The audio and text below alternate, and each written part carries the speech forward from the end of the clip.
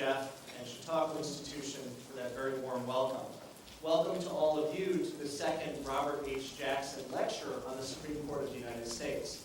As you know, the Supreme Court's term concludes early every summer.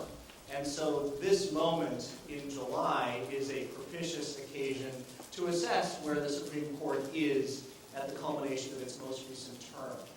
This lecture series, of course, is named after Justice Jackson, who served on the Supreme Court from 1941 until his death in 1954.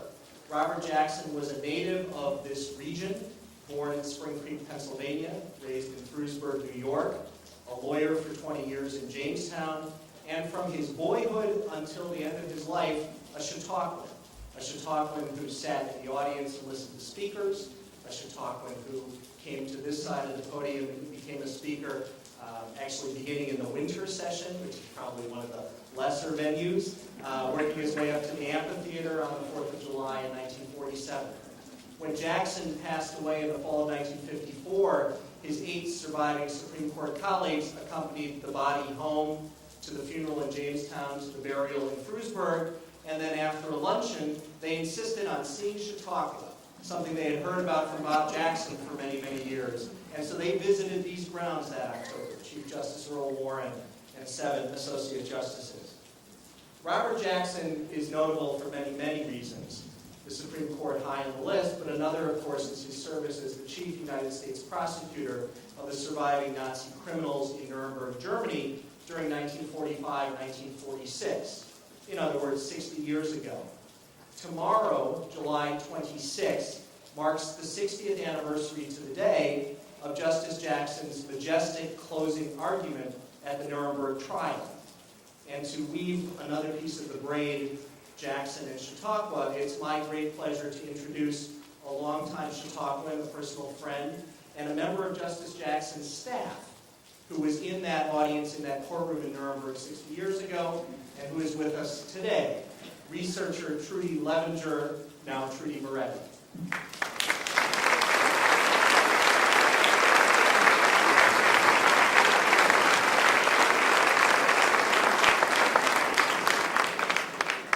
In introducing Linda Greenhouse, I'd like to say a few words about Robert Jackson and newspapers, because Linda Greenhouse, of course, is a leading newspaper reporter in the field of her labors, the Supreme Court of the United States.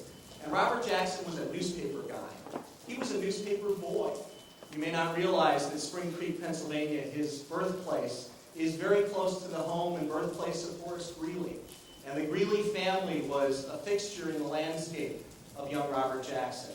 Because of the Greeley connection and because of, I think, a thirst for knowledge, Jackson's family always subscribed to Greeley's New York Tribune, and then later added the New York World. I'm not sure they ever added the New York Times for home delivery in Spring Creek, Pennsylvania.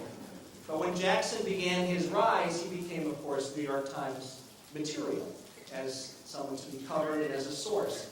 And Jackson's network of close communicants, advisors, and friends came to include a lot of New York Times correspondents, names from an era past, but known to many of you. Arthur Prout, Raymond Daniel, Cy Sulzberger, Anne McCormick, and to bring it particularly to the Supreme Court, Lewis Wood. Lewis Wood, who was, and I'm paying him a very high compliment, in his day, the Linda Greenhouse of the New York Times.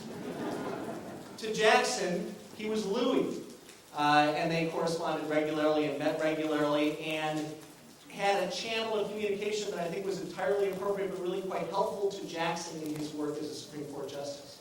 That's an unknown, somewhat invisible, but I think very important part of what a great Supreme Court correspondent's work encompasses. Now, Linda Greenhouse, since 1978, has been the New York Times' Louis Wood. She covers the Supreme Court of the United States with a slight break, has had that term since 1978. She came to that from a distinguished career, graduate of Radcliffe College, a recipient of a year of training at the Yale Law School in their journalism program, other New York Times reportorial assignments, but since 1978, she has been the Supreme Court on the pages of the New York Times.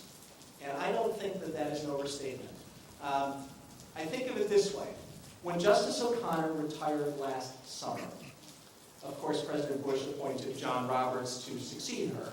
And then in the turn of events, when the Chief Justice passed away, Roberts became the Chief Justice nominee, and Justice Alito became the O'Connor successor.